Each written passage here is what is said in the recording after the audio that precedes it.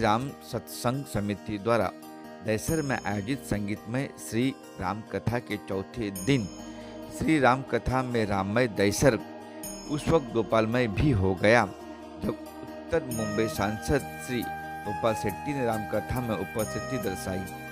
मर्यादा पुरुषोत्तम भगवान श्री राम के जन्म की कथा सुनकर यहाँ सभी राम भक्त श्रोता भाव विभोर हो गए और पूरा पंडाल जय श्री राम के नारों से गूंज उठा। चतुर्दिवस की कथा के अवसर पर प्रमुख अतिथि के रूप में उत्तर मुंबई के लोकप्रिय सांसद गोपाल शेट्टी, पूर्व नगर सेवक जगदीश करुणाशंकर ओझा, संस्था के अध्यक्ष वरिष्ठ समाजसेवी ब्रह्मदेव तिवारी, महाराष्ट्र भाजपा के कार्यकारिणी सदस्य श्रीकांत पांडे, प्रसिद्ध व्यवसायी और समाजसेवी हरिशंकर तिवारी, भारतीय सद्विचार मंच के संस्थापक डॉक्टर राधेश्याम तिवारी, पंडित कमला शंकर मिश्रा, वरिष्ठ पत्रकार अमित मिश्रा, चित्रसेन सिंह, रविंद्र मिश्रा, माया चौबे, किरण सिंह, जितेंद्र चौबे, वी.एम. गुप्ता तथा कमलाकांत त्रिपाठी सहित कई अन्य अतिथि तथा श्री राम सत्संग समिति के सभी पदाधिकारी एवं सदस्य भारी संख्या में उपस्थित थे। देखिए दैसर से हमारी यह कथा और यह रिपोर्ट।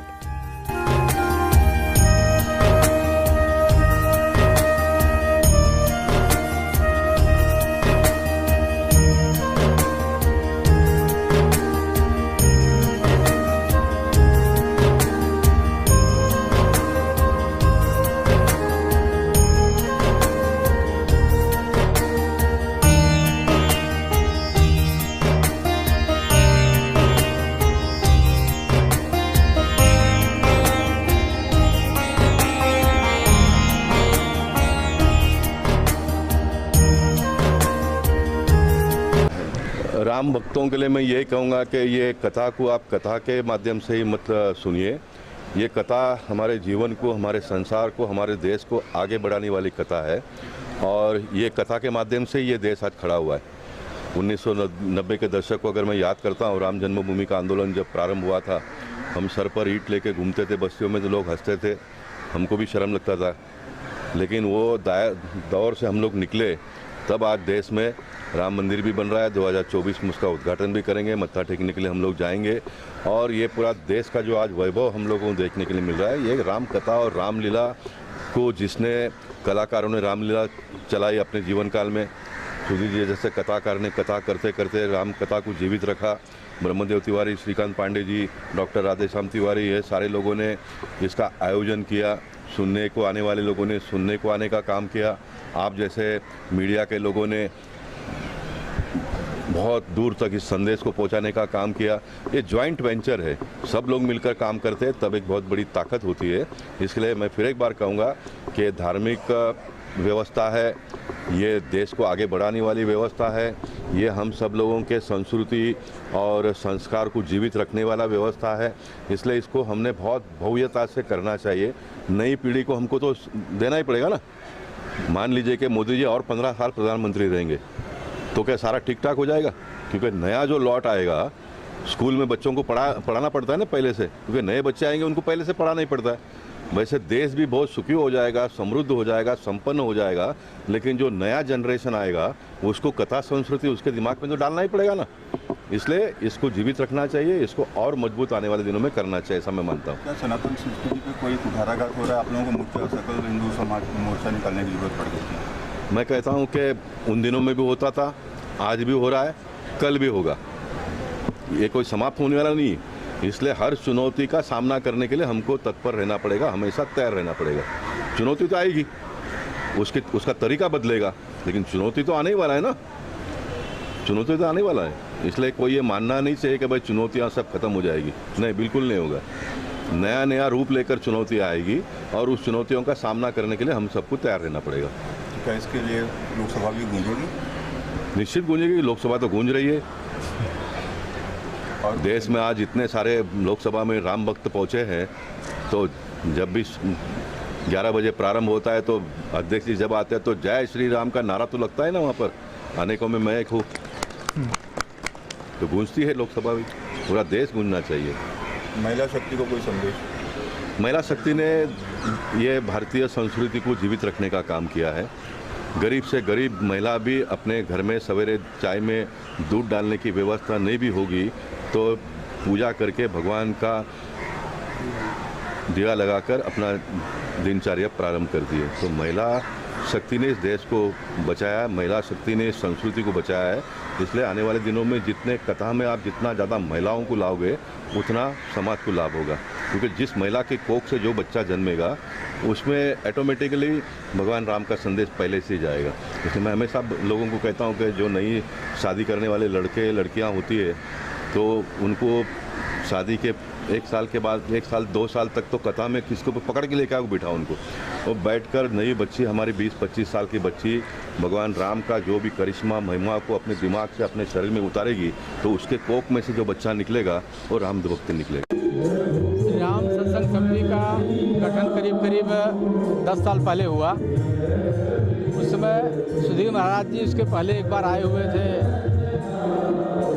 महाशंकर चौबे जी का एक मंदिर है, संकट मोचन मंदिर है केतकी पहाड़ा में, तो वहाँ आए हुए थे। उन्होंने कथा कहा था, तभी हम लोग के मन में आया, मेरे और बंधु जी के मन में, कि महाराज जी की कथा यहाँ करनी चाहिए। उसके बाद फिर दूसरे साल से हम लोगों ने शुरू किया और ईश्वर कृपा थी, सबका आशीर्वाद था कि सब लोग साथ देते गए और ये कार्यक्रम 10 साल तक चल रहा है, तब से चल ही रहा है। बीच में हम लोग 1-2 बार और श्री अतुल कृषि भारद्वाज की भी कथा कराए थे, एक बार एक ब्रह्मचारी जी थे आए थे द्वारकाधीश से, उनसे भी कराए थे। तो ऐसे करके सब चल रहा है। बीच में कोरोना काल में 2 साल नहीं हुई थी। और सुस्तता के बावजूद इतनी मेहनत से आपने इतना सुंदर आयोजन किया है, क्या कहेंगे? बात ऐसी है कि कथा के प्रति बहुत प्रेम है और मैं खुद कथा सुनता हूँ, सोचता हूँ कि लोग भी सुनेंगे, उसका लोगों को फ़ायदा होगा, भगवान के प्रति उनकी इच्छा बढ़ेगी। और इसलिए कथा का जो पांडे जी ने बताया 2010 में मंदिर पर हमने कथा सुना तो हमारे मन में आया कि यार कथा तो कहवानी चाहिए। तो हम लोगों ने छोटी मोटी कमेटी बनाया, तब से शुरू हुआ, लगातार चलता रहा और अच्छा कथा हुई। जहाँ भी मैंने पहले हमने रामलीला मैदान बोरीवली में किया, फिर कांदीवली में किया, फिर इसके बाद में यहाँ पर भी हुआ, फिर यहाँ पर हो रहा है। तीसरा साल है यहाँ, तीसरा साल है। 2 साल बीच में गैप गया। तो हम लोग सब पूरी टीम अपना मेहनत से मिलिए कथा करते हैं। इस बार थोड़ा अड़चन ये आ गई कि हम 7 दिन हॉस्पिटल में रह गए, पांडे जी 3-4 दिन हॉस्पिटल में चले गए, 11 दिन निकल गया। कार्यक्रम भी जल्दी तय हुआ और कार्यक्रम दूसरे स्थान पर तय था, स्थान भी बदली हो गया उसमें सब। लेकिन भगवान की माया है, हम लोग कोई तकलीफ नहीं आई, सब काम हो रहा है, अच्छी तरह से कथा पूरी हो जाएगी, ऐसा हमको भगवान पर पूरा विश्वास है। समाज के आप एक गढ़ हैं, समाज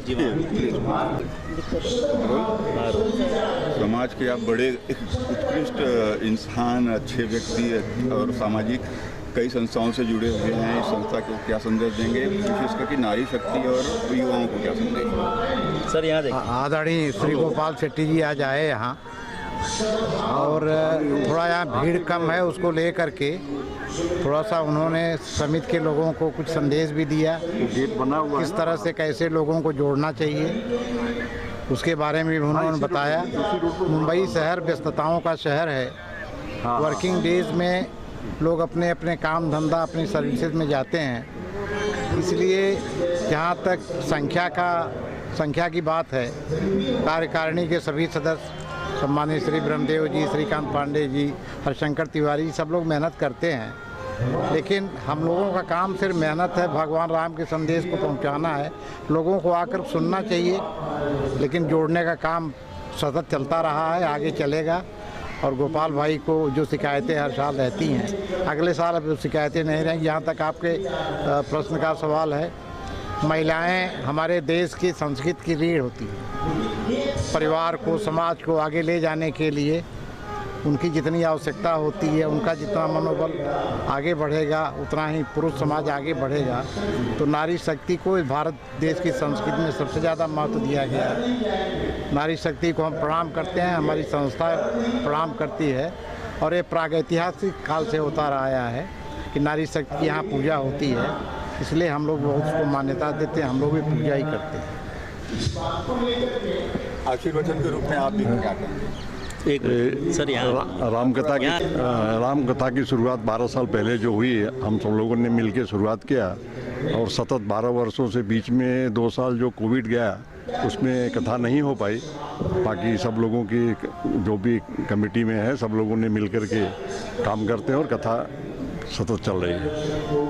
आपको बहुत बहुत धन्यवाद, आपकी पूरी टीम को धन्यवाद। इसी तरह से आप सपोर्ट करते रहिए, आते रहिए और आपका योगदान बहुत दिन से ढूंढते फिर हम लोगों को मिले। हमने ना 22 साल पहले मिले, हर बार चर्चा होती थी लेकिन